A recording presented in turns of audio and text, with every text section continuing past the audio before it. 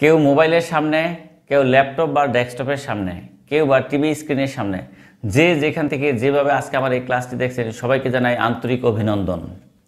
এই ক্লাসটিতে আমরা আপেক্ষিক আর্দ্রতা এবং শিশিরাঙ্কের উপরে সংজ্ঞা, তার মানে কি ডেফিনেশন, যাকে জ্ঞানমূলক কোশ্চেন 1 নাম্বার দিয়ে আসে এবং অবজেক্টিভ আসে 1 নাম্বার দিয়ে, আর অনুধাবন আসেন 2 নাম্বার দিয়ে। তার মানে কি আপেক্ষিক আর্দ্রতা এবং শিশিরাঙ্কের উপরে টোটাল 4 মার্কসের সিস্টেম কিভাবে হয় আমরা একটা ক্লাসে অনেক সংক্ষেপে একবারে মুখস্থ করে দেব ইনশাল্লাহ। তো স্টার্ট। 1 নম্বরে আমরা দেখব সম্পৃক্ত বাষ্প অসম্পৃক্ত বাষ্পের মধ্যে পার্থক্য। এই পার্থক্যটা থেকে অনেকগুলি কোশ্চেন হয়েছে, যার প্রমাণ একটু পরেই তোমরা দেখতে পাবা। চলো আমরা পার্থক্যটা শিখে নিই। সম্পৃক্ত বাষ্প কাকে বলে? 1, নির্দিষ্ট তাপমাত্রায় কোনো আবদ্ধ স্থান সর্বাধিক যে পরিমাণ বাষ্প ধারণ করতে পারে সে পরিমাণ বাষ্প সেখানে থাকলে ওই বাষ্পকে সম্পৃক্ত বাষ্প বলে। তার মানে নির্দিষ্ট তাপমাত্রায় কোনো আবদ্ধ স্থান যে পরিমাণ বাষ্প ধারণ করতে পারে সে পরিমাণ থাকলে, তার মানে 100% যদি ফুলফিল থাকে তখন তাকে বলবো আমরা সম্পৃক্ত বাষ্প। আর যদি তা অপেক্ষা কম থাকে তাহলে তাকে বলবো অসম্পৃক্ত বাষ্প। তাহলে অসম্পৃক্ত বাষ্প কাকে বলে? নির্দিষ্ট তাপমাত্রায় কোনো আবদ্ধ স্থান সর্বাধিক যে পরিমাণ বাষ্প ধারণ করতে পারে তা অপেক্ষা কম থাকলে ওই বাষ্পকে অসম্পৃক্ত বাষ্প বলে। এখন আসো, সম্পৃক্ত বাষ্প দ্বারা সৃষ্ট চাপকে সম্পৃক্ত বাষ্পচাপ বলে, আর অসম্পৃক্ত বাষ্প দ্বারা সৃষ্ট চাপকে অসম্পৃক্ত বাষ্পচাপ বলে। 3, সম্পৃক্ত বাষ্প বয়েল ও চার্লসের সূত্র মানে না। তার মানে বয়েল এবং চার্লসের সূত্রের ক্ষেত্রে সম্পৃক্ত বাষ্প ব্যবহার করা যায় না, কিন্তু অসম্পৃক্ত বাষ্প বয়েল ও চার্লসের সূত্র মানে। তার মানে অসম্পৃক্ত বাষ্পের বেলায় বয়েল ও চার্লসের সূত্র প্রয়োগ করা যায়। সম্পৃক্ত বাষ্প আবদ্ধ স্থানে তৈরি করা যায়। কেন তৈরি করা যায়? সম্পৃক্ত মানে কি? বায়ুমণ্ডল যে পরিমাণ ধরে রাখতে পারে তার 100% থাকাটাই হলো কি আমরা জানি কি সম্পৃক্ত বাষ্প। এখন যদি খোলা জায়গায় আমরা সম্পৃক্ত বাষ্প তৈরি করতে চাই তাহলে প্রবলেম কি হবে? আমরা খোলা জায়গায় কোনো একটা স্থানে আমরা জলীয় বাষ্পের পরিমাণ বাড়াইতে থাকলাম, তাহলে আশেপাশে তো কি হবে, জলীয় বাষ্পের পরিমাণ কম থাকার কারণে এখান থেকে ব্যাপন প্রক্রিয়া চারিপাশে জলীয় বাষ্প চলে যাবে। তার মানে আমরা কখনোই 100% করতে পারবো না। এই জন্য খোলা জায়গায় কখনোই সম্পৃক্ত জলীয় বাষ্প তৈরি করা সম্ভব নয়। এই জন্য আমরা কী করবো, আবদ্ধ স্থানে সম্পৃক্ত বাষ্প তৈরি করতে পারবো। আর অসম্পৃক্ত মানে কি 100% থাকবে না, তার থেকে কম থাকবে, যে কোনো পরিমাণেই থাকুক, তাহলে এটা তো যে কোনো জায়গায় তৈরি করা সম্ভব। এই জন্য যে কোনো স্থানে অসম্পৃক্ত বাষ্প তৈরি করা পসিবল। 5 নাম্বারটা দেখো, তাপমাত্রা বাড়িয়ে সম্পৃক্ত বাষ্পকে অসম্পৃক্ত করা যায়। আমরা কি জানি? আমরা জানি টেম্পারেচার, তাপমাত্রা হলো বাষ্পচাপের সাথে প্রপোর্শনাল, মানে সমানুপাতিক।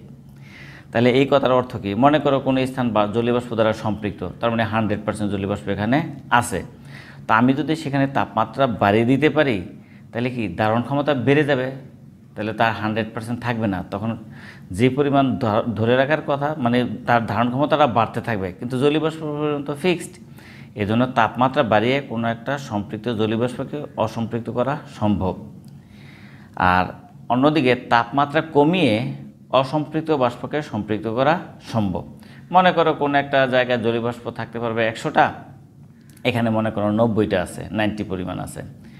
এখন আমি যদি সেটা সম্পৃক্ত করতে চাই তাহলে কী করতে হবে? তাপমাত্রা কমাই দেবো, তাহলে তার ধারণ ক্ষমতা কমতে কমতে একসময় 90-তে চলে আসবে। তাহলে বোঝা গেল অসম্পৃক্ত বাষ্পের তাপমাত্রা কমিয়ে সম্পৃক্ত করা সম্ভব। 6 নম্বরটা কি?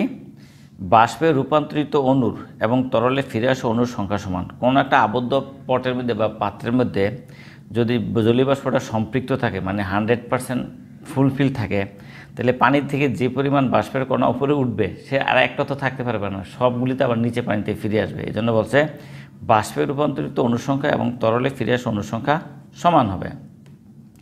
আর অসম্পৃক্ত বাষ্পের বেলায় কী হবে? সেখানেতে যে পরিমাণ ধরে রাখার কথা বায়ুতে তার থেকে কম আছে, সো জলীয় বাষ্পের পরিমাণ যেটুকুন উঠবে তার থেকে কম পরিমাণে নিচে ফিরে যাবে। তাহলে আমরা বলতে পারি বাষ্পে রূপান্তরিত অণুর সংখ্যা তরলে ফিরে আসা অণুর সংখ্যার থেকে বেশি হবে। এখন এই ছক থেকে দেখো অনেকগুলি কোশ্চেন চলে আসছে, তার প্রমাণ এখনই দেখাই। চলো। 1-2, সম্পৃক্ত বাষ্পচাপে কোন স্থানে সর্বাপেক্ষা বেশি এর যথার্থতা লেখো। বরিশাল বোর্ড 2017-তে এই অনুধাবন কোশ্চেনটা আসছে। সম্পৃক্ত বাষ্পচাপ মানে কি? এটাই তো ম্যাক্সিমাম, তো এটাই তো বেশি হবে, এটাই স্বাভাবিক, কিন্তু আমাদের একটু গুছাই লিখতে হবে। চলো আমরা লিখি, কী লিখব? তো সম্পৃক্ত বাষ্প নিয়ে যেহেতু কথা আছে, সম্পৃক্ত বাষ্পটা কি সেটা তাকে বলা উচিত। নির্দিষ্ট তাপমাত্রায় কোনো আবদ্ধ স্থান সর্বাধিক যে পরিমাণ বাষ্প ধারণ করতে পারে সেই পরিমাণ বাষ্প সেখানে থাকলে ওই বাষ্পকে সম্পৃক্ত বাষ্প বলে। আর এই বাষ্প যে চাপ দেয় তাকে সম্পৃক্ত বাষ্পচাপ বলে। কোনো স্থান বাষ্প দ্বারা সম্পৃক্ত হলে সেখানে নতুন করে বাষ্প বায়ুর সাথে মিশতে পারে না, কারণ 100% ফুলফিল আছে, তাহলে তো আর নতুন করে মিশতে পারবে না। অর্থাৎ কোনো স্থান বাষ্প দ্বারা সম্পৃক্ত হলে সেখানে সর্বাধিক পরিমাণ জলীয় বাষ্প উপস্থিত থাকে তথা সর্বাধিক চাপ প্রয়োগ করে। অতএব সম্পৃক্ত বাষ্পচাপই হলো কোনো স্থানের সর্বাপেক্ষা বেশি। তোমরা প্রত্যেকটা অ্যান্সার আমার সাথে সাথে এখান থেকে দেখে দেখে লেখো তোমার নোটে, ওকে? প্রত্যেকটা তুমি লেখো এখন। 1-3 অসম্পৃক্ত বাষ্পচাপকে স্মল এফ আর সম্পৃক্ত বাষ্পচাপকে ক্যাপিটাল এফ দ্বারা সূচিত করলে নিচের কোনটি সঠিক? দিনাজপুর বোর্ড 17তে এমসিকিউটা আসছিল। তাহলে অসম্পৃক্ত বাষ্পচাপ মানে কি? এখানে জলীয় বাষ্পের পরিমাণ 100% আর তার থেকে কম, বোঝার জন্য কম লিখি। আর সম্পৃক্ত মানে কি? 100% মানে সবচেয়ে বেশি। তাহলে বড় কোনটা? স্মল এফের থেকে ক্যাপিটাল এফ বড়, তাহলে কোনটা সঠিক হবে? এই যে স্মল এফ থেকে ক্যাপিটাল এফ বড়, তাহলে এইটাই সঠিক। এবার আসো 1-4 অসম্পৃক্ত বাষ্প মেনে চলে। ঢাকা বোর্ড 16তে এমসিকিউটা আসছে। চাপের সূত্র মেনে চলে, শুধুই চার্লসের সূত্র, শুধুই বয়েলের সূত্র, না বয়েল ও চার্লস দুইটার সূত্র? আমরা কি জানি? অসম্পৃক্ত বাষ্প বয়েল ও চার্লস এই দুইটা সূত্রই মেনে চলে। খেয়াল করছে যে অসম্পৃক্ত বাষ্প বয়েল ও চার্লসের সূত্র মানে। 1-5 জলীয় বাষ্প সম্পর্কে বলা যায়, দিনাজপুর বোর্ড 16তে অবজেক্টিভে আসছিল। 1 সম্পৃক্ত জলীয় বাষ্প সর্বাধিক চাপ দেয়। সম্পৃক্ত মানে কি? 100% ফুলফিল আছে, তাহলে তো সর্বোচ্চ চাপ দিবেই, তাহলে এটা সঠিক। অসম্পৃক্ত জলীয় বাষ্প বয়েলের সূত্র মেনে চলে, সেটাও সঠিক, কারণ অসম্পৃক্ত বাষ্প বয়েল এবং চার্লস দুই সূত্রই মেনে চলে, তার মানে বয়েলের সূত্র তো মেনে চলে। আর সম্পৃক্ত জলীয় বাষ্প চার্লসের সূত্র মেনে চলে। আমরা জানি কি? সম্পৃক্ত জলীয় বাষ্প বয়েল চার্লস কোনোটাই মেনে চলে না। তাহলে সঠিক কত?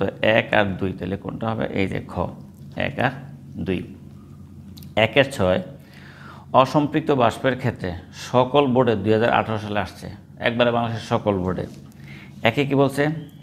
আবদ্ধ বা খোলা যে কোনো স্থানে এটি তৈরি করা সম্ভব। আমরা তো একটু আগে পড়ে আসলাম অসম্পৃক্ত বাষ্প আবদ্ধ এবং খোলা যে কোনো স্থানে তৈরি করা সম্ভব, এটা সঠিক। চলো একটু আবার দেখাই। এই যে দেখো, অসম্পৃক্ত বাষ্প যে কোনো স্থানে তৈরি করা সম্ভব, তাহলে সঠিক এটা, তাই না? 2 আসো তাপমাত্রা বাড়িয়ে এটিকে সম্পৃক্ত করা যায়। অসম্পৃক্ত বাষ্পকে তাপমাত্রা বাড়িয়ে সম্পৃক্ত করা যায়, কথাটা কি সত্য? না, তাপমাত্রা কমিয়ে এটিকে সম্পৃক্ত করা যায়, তাহলে নিশ্চয়ই এটা ভুল। 3 নম্বর আসো অসম্পৃক্ত বাষ্প বয়েল এবং চার্লসের সূত্র মেনে চলে, এটা অবশ্যই সত্য। তাহলে সত্য হলো কি? 1 আর 3, তাহলে 1 আর 3 হলো এই যে গ। 1-7 অসম্পৃক্ত বাষ্পের ক্ষেত্রে দিনাজপুর বোর্ড 19-এ আসছে এই অবজেক্টিভটা। 1 নম্বরে কি আছে?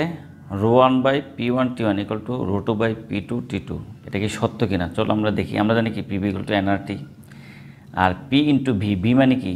ওই যে ভর বাই ঘনত্ব, মানে আয়তন = ভর বাই ঘনত্ব, এটা সবাই জানো তোমরা, তাই না? তো আমাদের রিলেশনটা কি? রো থাকবে উপরে, নিচে বাকিটা মানে P আর T, তার মানে তিনটা জিনিসের সাথে রিলেশন, রো, P আর T, এই তিনটা জিনিসকে আমি রাখবো, তাই না?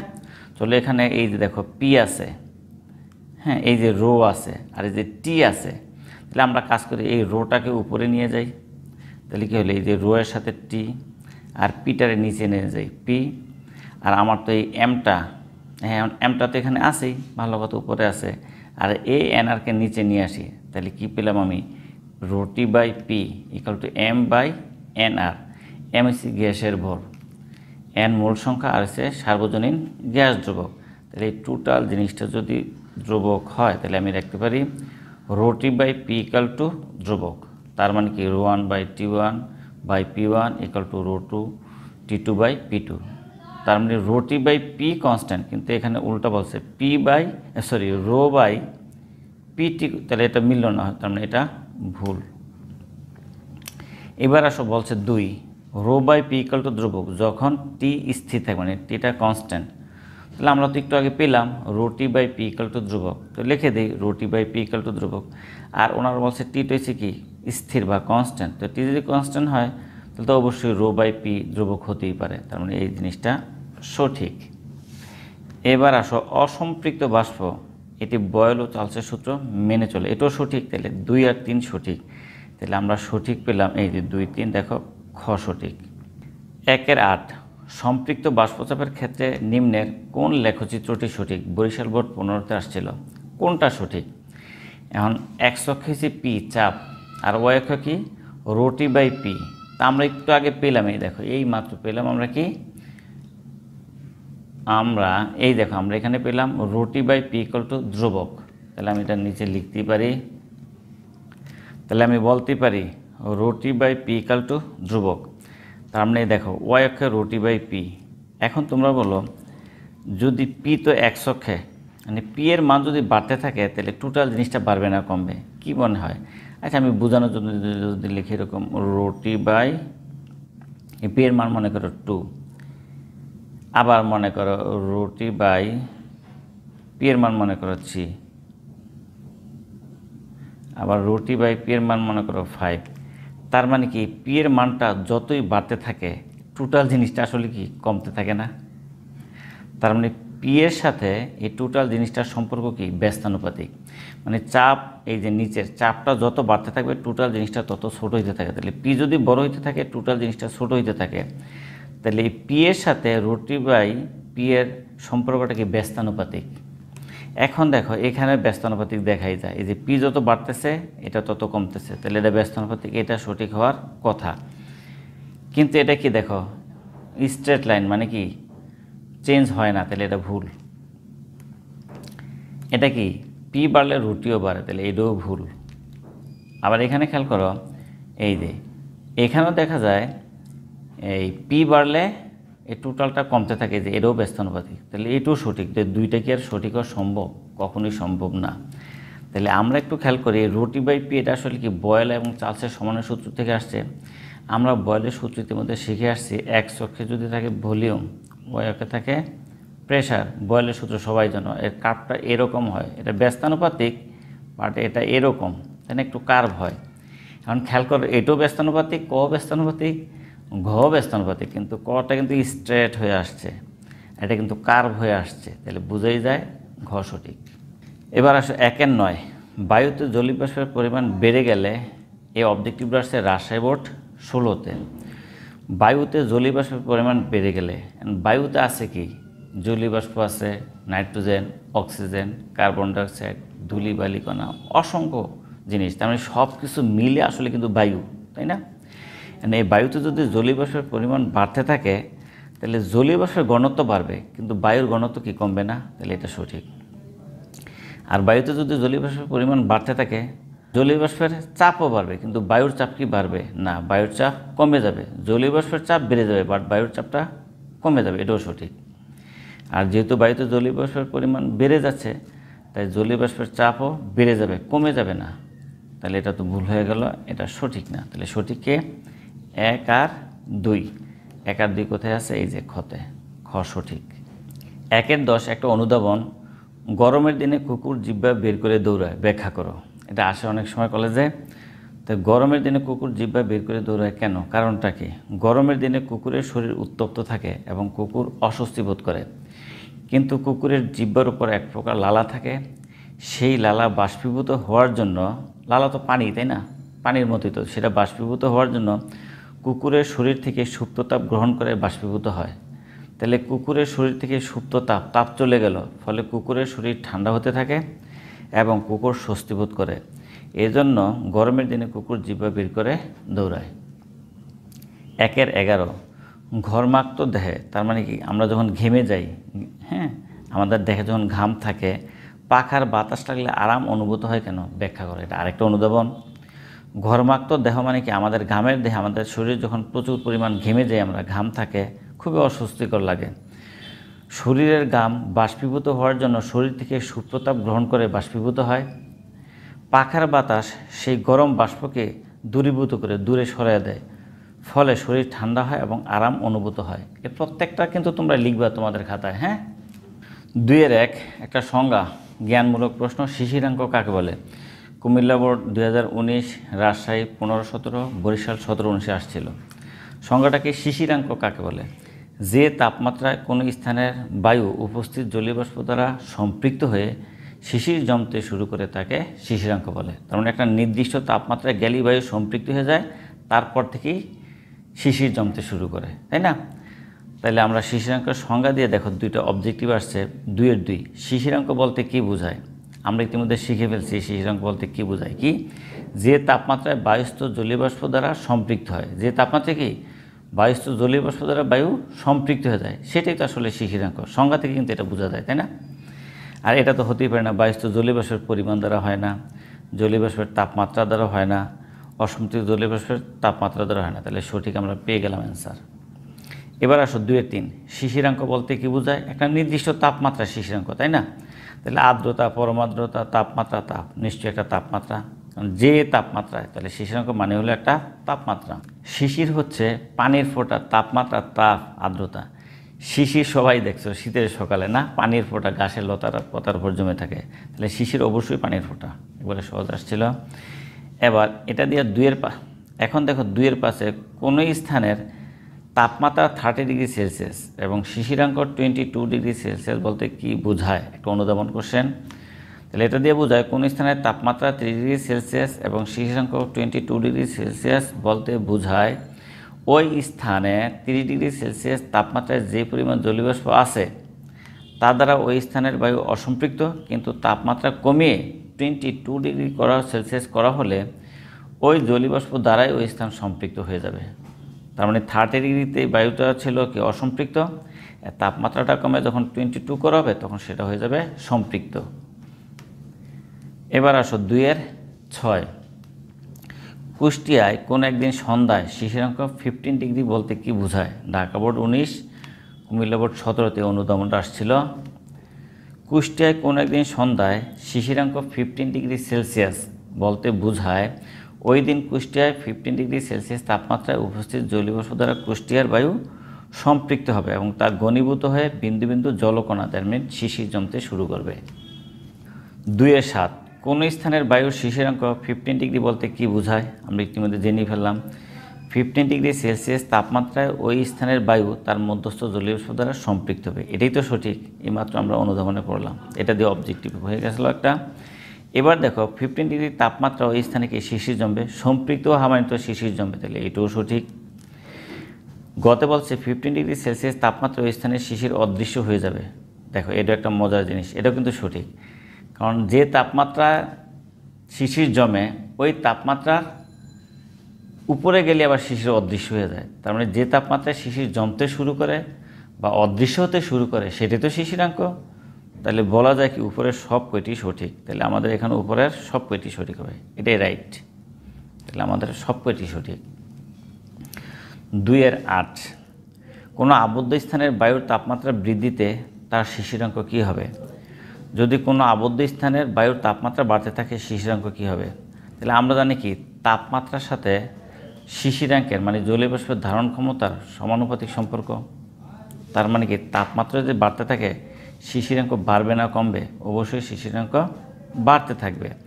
তাহলে কোনো আবদ্ধ স্থানের বায়ুর তাপমাত্রা বৃদ্ধি পেলে তার শিশিরাঙ্ক অবশ্যই বৃদ্ধি পাবে, হ্রাসও পাবে না, কোনোটি না, এটা তো হতেই পারে না।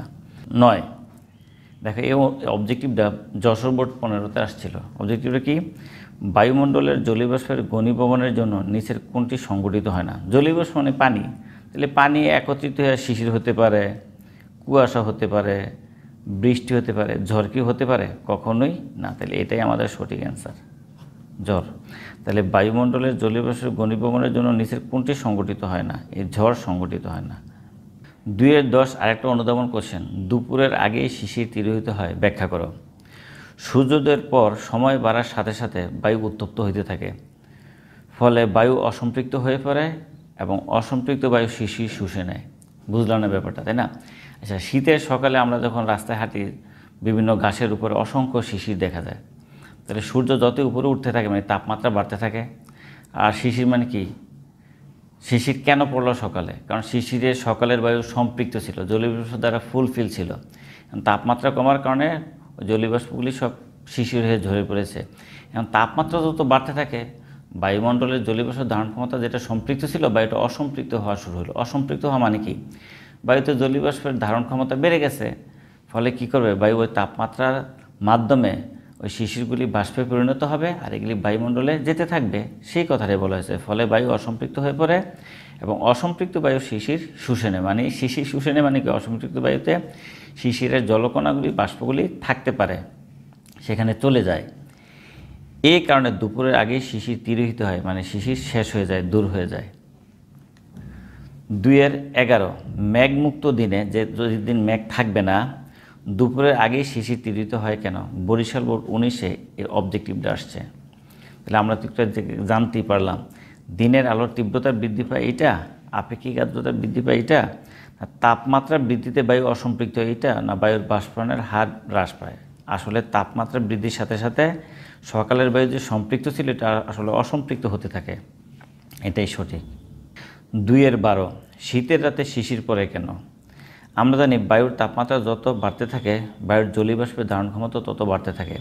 দিনের বেলায় তাপমাত্রা বেশি থাকায় বায়ু তার মধ্যে উপস্থিত জলীয়বাষ্প দ্বারা অসম্পৃক্ত থাকে। শীতকালে রাতে তাপমাত্রা অনেক কমে যায়। তাপমাত্রা কমতে কমতে যখন শিশিরাঙ্কে পৌঁছায় তখন তার মধ্যে উপস্থিত জলীয়বাষ্প দ্বারা বায়ু সম্পৃক্ত হয়ে পড়ে, তার মানে কি ফুলফিল হয়ে যায়। এই বায়ুমণ্ডল আর জলীয়বাষ্প ধরে রাখতে পারে না, তখন তাপমাত্রা যদি আরও কমতে থাকে, তাপমাত্রা যখন আরও কমতে থাকে তখন অতিরিক্ত জলীয়বাষ্প বায়ু আর ধরে রাখতে পারে না, যা ক্ষুদ্র ক্ষুদ্র জলবিন্দু আকারে ঘাস, লতাপাতা ইত্যাদির উপরে পড়ে। এই জলবিন্দুকে শিশির বলা হয়। 2-13 আকাশ মেঘলা থাকলে শিশির পড়ে না কেন? ব্যাখ্যা করো। মাদ্রাসা বোর্ডে 19 সালে আসছিল অনুধাবনটা। অথবা এটা এভাবে আসতে পারে, মেঘাচ্ছন্ন রাত্রি অপেক্ষা মেঘশূন্য রাত্রি শিশির জমার জন্য সহায়ক। আকাশে যদি মেঘ থাকে তাহলে শিশির জমবে না, তা আকাশে যদি মেঘ না থাকে, আকাশ পরিষ্কার থাকবে, তাহলে শিশির জমবে। কেন? শীতকালে মেঘশূন্য রাত্রে ভূপৃষ্ঠ তাপ বিকিরণের ফলে রাতের বেলা তাপমাত্রা হ্রাস পেয়ে থাকে, ফলে একসময় বায়ুমণ্ডল উপস্থিত জলীয়বাষ্প দ্বারা সম্পৃক্ত হয়। তাপমাত্রা আরও কমে জলীয়বাষ্প ঘনীভূত হয়ে শিশির জমতে শুরু করে। কিন্তু আকাশে যদি মেঘ থাকে তাহলে কী প্রবলেম হয়? ভূপৃষ্ঠ থেকে তাপ বিকিরণ প্রক্রিয়ায় আর যেতে পারে না, ফলে তাপমাত্রা যথেষ্ট কমে শিশিরাঙ্কের নিচে নামতেও পারে না, তাই আকাশ মেঘলা থাকলে শিশির পড়ে না। এবার আমরা পড়ব 3-1 আপেক্ষিক আর্দ্রতা কাকে বলে? আপেক্ষিক মানে তুলনা বোঝা যায়, যেটা Rajshahi board 16, Cumilla board 17, Chattogram board 17তেই সংজ্ঞাটা ডেফিনেশনটা আসছিল জ্ঞানমূলকে, তাই না? কোনো নির্দিষ্ট তাপমাত্রায় নির্দিষ্ট আয়তনের বায়ুতে উপস্থিত জলীয় বাষ্পের ভর, মানে বায়ুতে যে কয়টা আছে, মনে করো বায়ুতে 80টা আছে, এবং ওই তাপমাত্রা ও আয়তনের বায়ুকে সম্পৃক্ত মানে কি পুরোপুরি ফুলফিল করতে প্রয়োজনীয় জলীয় বাষ্পের ভরের অনুপাতকে মনে করো ফুলফিল করতে 100টা লাগবে। তাহলে উপস্থিত আছে কয়টা? 80টা। এবং ওই বায়ুকে সম্পৃক্ত করতে লাগবে কয়টা? 100টা। এই দুইটার যে অনুপাত সেটাই আপেক্ষিক আর্দ্রতা। এটা ইংরেজি বলে রিলেটিভ হিউমিডিটি, এই জন্য আর দ্বারা প্রকাশ করা হয়। তাহলে 80/100 এটা হচ্ছে আমাদের আপেক্ষিক আর্দ্রতা। তাহলে আমরা কি বুঝলাম? নির্দিষ্ট তাপমাত্রায় কোনো নির্দিষ্ট আয়তনের বায়ুতে উপস্থিত জলীয় বাষ্পের ভর যে কটা ছিল এবং ওই একই তাপমাত্রায় ওই আয়তনের বায়ুকে সম্পৃক্ত করতে, মানে ম্যাক্সিমাম যে পরিমাণ ধারণ করতে পারবে, সম্পৃক্ত করতে প্রয়োজনীয় জলীয় বাষ্পের যে ভর, এই দুইটার যে অনুপাত সেটা আসলে আপেক্ষিক আর্দ্রতা। আর 3-2 বলছে কোন স্থানের আপেক্ষিক আর্দ্রতা 60% বলতে কি বুঝো? ঢাকা বোর্ড 2016, সিলেট বোর্ড 2015-তে অনুধাবনটা আসছিল। এর অ্যান্সার কী হবে? কোন স্থানের আপেক্ষিক আর্দ্রতা 60% বলতে বোঝায় বায়ুর তাপমাত্রায় ওই বায়ুকে সম্পৃক্ত করতে যে পরিমাণ জলীয় বাষ্পের প্রয়োজন তার শতকরা 60% ওই বায়ুতে আছে। তার মানে লাগবে যদি 100টা লাগতো, তার মধ্যে বায়ুতে 60টা আছে, এটাই 60% বোঝায় আপেক্ষিক আর্দ্রতা। এবার 3-3 বায়ুর আপেক্ষিক আর্দ্রতা কম হলে বাষ্পায়ন কী হবে? বায়ুর আপেক্ষিক আর্দ্রতা কম হলে বাষ্পায়ন কি ধীরে হবে, দ্রুত হবে, আগের গতিতে হবে, না অতি ধীর গতিতে হবে? আমরা জানি বায়ুর আপেক্ষিক আর্দ্রতা কম হলে, তার মানে বায়ুতে জলীয় বাষ্পের পরিমাণ কম থাকলে বেশি বেশি বায়ু নিবে, তার মানে দ্রুত গতিতে বাষ্পায়ন হবে। 3-4 পরম আর্দ্রতা কি? কোন স্থানের পরম আর্দ্রতা 5 গ্রাম পার মিটার কিউব বলতে কি বোঝায়? এটা কোথায় আসছে? বরিশাল বোর্ড 15, কুমিল্লা, চট্টগ্রাম, বরিশালে 18তে আসছে। চলো, পরম আর্দ্রতা কি? বায়ুর প্রতি একক আয়তনে উপস্থিত জলীয় বাষ্পের ভরকে ওই স্থানের পরম আর্দ্রতা বলে। এখন পরম আর্দ্রতা 5 গ্রাম পার মিটার কি বলতে কি বোঝায়? এই অনুধাবনটা কীভাবে লেখা যায়? কোন স্থানে পরম আর্দ্রতা 5 গ্রাম পার মিটার কি বলতে বোঝায় ওই স্থানের প্রতি ঘনমিটার বায়ুতে 5 গ্রাম জলীয় বাষ্প আছে।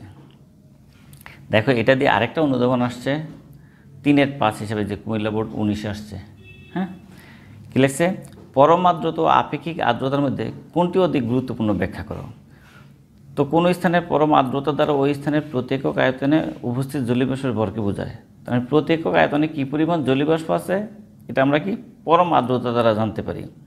পক্ষান্তরে আপেক্ষিক আর্দ্রতা দ্বারা কোনো স্থানের বায়ুতে উপস্থিত জলীয় বাষ্পের পরিমাণ জানা যায়। মানে ওই স্থানে কী পরিমাণ জলীয় বাষ্প আছে সেটা আমরা ডিনোট করতে পারি কি দিয়ে? আপেক্ষিক আর্দ্রতা দ্বারা, যার মাধ্যমে আবহাওয়ার পূর্বাভাস জানা যায়। এছাড়া বিভিন্ন বস্তুকে সংরক্ষণ করে রাখার জন্য ওই স্থানের আপেক্ষিক আর্দ্রতা জানা অনেক প্রয়োজন।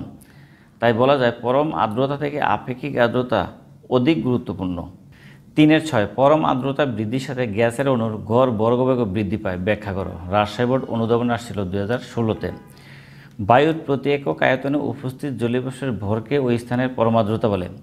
পরম আর্দ্রতা বৃদ্ধির সাথে সাথে বায়ুর প্রতি একক আয়তনে গ্যাসের অণুর সংখ্যা বৃদ্ধি পায়, ফলে গ্যাসের অণুর গড় বর্গবেগ বৃদ্ধি পায়। কারণ অণুর সংখ্যা যদি বাড়ে তাহলে এর ভেলোসিটিও বাড়তে থাকে, তাহলে গড় বর্গবেগ বেড়ে যাবে, এটাই স্বাভাবিক।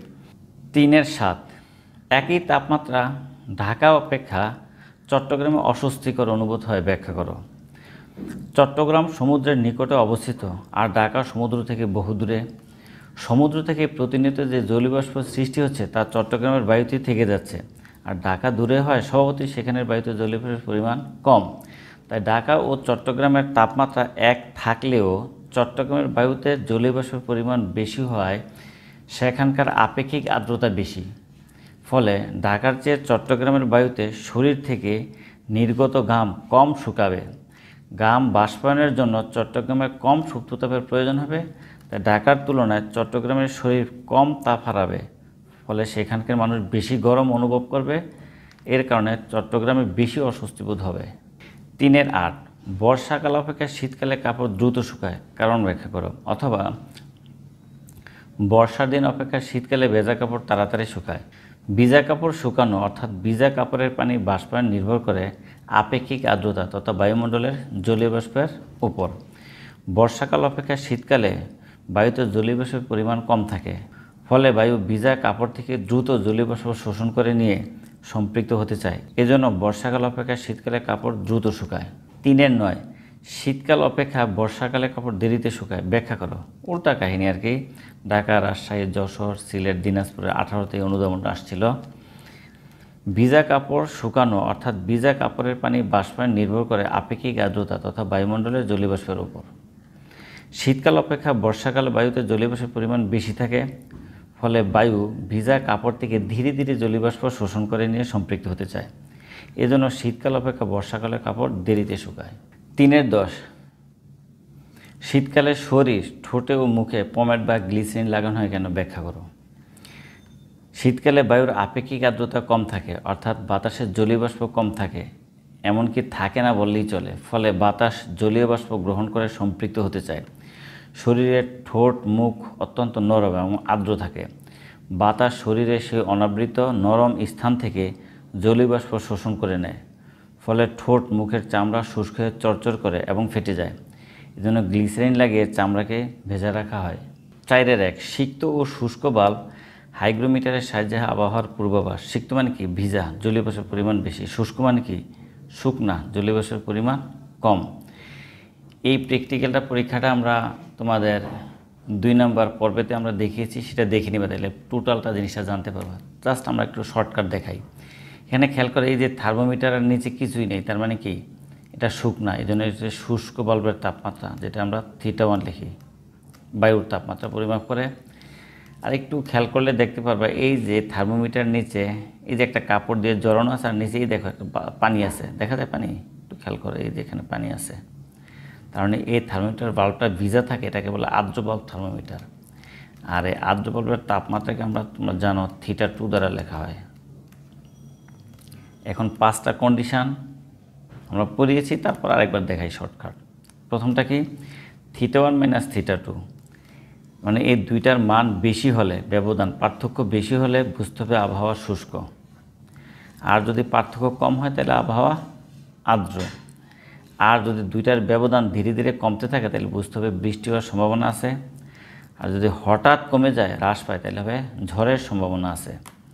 আর দুইটার তাপমাত্রা সেম মানে কি, মানে বায়ু আর কোনো জলীয় বাষ্প নিতে চাচ্ছে না, তার মানে বায়ু জলীয় বাষ্প দ্বারা সম্পৃক্ত। 4-2 দেখে একটা অবজেক্টিভ, আর্দ্রতা মাপক যন্ত্রে 2 থার্মোমিটারের পাটের পার্থক্য। এই যে রাজশাহী বোর্ড 19-এ আসছে এই অবজেক্টিভটা। 1, হঠাৎ হ্রাস পেলে ঝড় হতে পারে, কথা সত্য। ধীরে ধীরে কমতে থাকলে বৃষ্টি হতে পারে, এইটাও সত্য, এইমাত্র আমরা পড়ে আসলাম। খুব কম হলে আবহাওয়া শুষ্ক হয়। তাহলে দেখো আরেকবার দেখাই তোমাদের বোঝানোর জন্য। হঠাৎ হ্রাস পেলে ঝড় হতে পারে, এটা সত্য। ধীরে ধীরে কমতে থাকলে বৃষ্টি হতে পারে। আর ওনারা 3 নম্বরে বলে খুব কম হলে আবহাওয়া শুষ্ক, না বেশি হইলে আবহাওয়া শুষ্ক। তার মানে কি, খুব কম হলে আবহাওয়া শুষ্ক, কম কথাটা খাটলো না, এটা ভুল। তাহলে সঠিককে 1 আর 2, তাহলে 1 আর 2 কোথায় আছে, এই যে ক নম্বরটা অ্যান্সার। এবার দেখো 4-3, আমাদের দেশে সিক্ত ও শুষ্ক বাল্ব, হাইগ্রোমিটারের থার্মোমিটার দ্বয়ের পাটের পার্থক্য কখন বেশি হয়? মাদ্রাসা বোর্ড 18তে আসছিল, কখন বেশি হয়? তাহলে বেশি হলে কি হয়, বায়ু শুষ্ক থাকে। আর বায়ু শুষ্ক থাকে কখন, গ্রীষ্মকালে, শীতকালে, প্রত্যেক দিন সকালে না প্রত্যেক দিন বিকেলে। আমরা জানি গ্রীষ্মকাল গরমকাল, মানে বায়ু শুষ্ক থাকে, তাহলে এটা গ্রীষ্মকাল হবে। 4-4, শুষ্ক আর্দ্র বাল্ব হাইগ্রোমিটারের থার্মোমিটার দুইটার পাটের পার্থক্য হঠাৎ হ্রাস পেলে কি হয়? আমরা তো জানলাম ঝড় হতে পারে, তাহলে এই প্রথমটাই বোঝা যায়। 4-5, সিক্ত ও শুষ্ক বাল্ব আর্দ্রতা মাপক যন্ত্রের 2 থার্মোমিটারের পার্থক্য হঠাৎ বেড়ে গেলে কি হবে? কথা খেয়াল করবা, হঠাৎ বেড়ে গেলে কি হবে? আপেক্ষিক আর্দ্রতা বৃদ্ধি পাবে? কখনোই না। তাহলে কি আপেক্ষিক আর্দ্রতা হ্রাস পাবে, এটা সঠিক। আবার কি হতে পারে, ভিজা কাপড় যেহেতু হ্রাস পাবে, ভিজা কাপড় তাড়াতাড়ি শুকাবে, তার মানে 2 আর 3 সঠিক। এটা কোথায় আছে, গতে। এই প্রত্যেকটা জিনিস সবাই নোট করে খাতায় লিখে রাখবে। ওকে, সবাইকে ধন্যবাদ।